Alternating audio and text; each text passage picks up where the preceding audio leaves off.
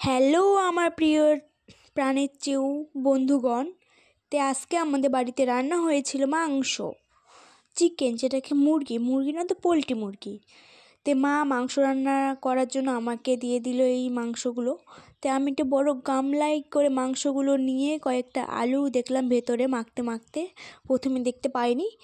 সুন্দর করে পেঁয়াজ, জুড়ি, লঙ্কা, আদা, সব যত ধরনের মশলা লাগে মাংস রান্না করতে সেগুলো দিয়ে দিয়েছে। এই যে লঙ্কাগুলো যদি আমি কারো চোখে দিতে পারতাম, আমি যে লঙ্কাগুলো নিয়ে আমি সেগুলোই ভাবছি, কারো মানে যাকে পছন্দ করি না তার চোখে যদি আমি দিতে পারতাম শান্তি লাগতো পুরা।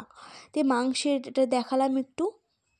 আমরা এই মাংসগুলো খাবো, হ্যাঁ, এগুলো রান্না করব না, আমরা এইভাবেই মাংস খাই বছরে 4-5 বার। এইভাবে খেতেও সুন্দর লাগে, হ্যাঁ। এটা 6-7 ঘন্টা মাখেই যায়, সুন্দর করে মাংসটা সিদ্ধ হয়ে যায় মাখতে মাখতেই। হ্যাঁ, এই যে লবণ, এগুলোকে লবণ বলে, সাদা সাদা যেগুলো দেখলে লবণ হয় ওগুলো। সুন্দর করে মাখছি আমি।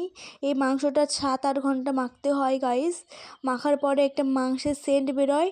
আর এই যে হলুদ পড়ে গেছে, রঙটা হওয়ার জন্য হালকা হলুদ, আর এই যে পরিমাণ মতো তেলটাও দিতে লাগবে। মা তেলটা দিয়ে দিল। এবার আমি মাখবো সুন্দরভাবে। মানে এত সুন্দর লাগে না মাখতে, মনে হয় খেয়ে নি মাখতে মাখতে, এত ধৈর্য হয় না আমার। এই দেখো সুন্দর লাগছে মাংসটা দেখতে। এই যে কার কার লোভ লাগছে বলো।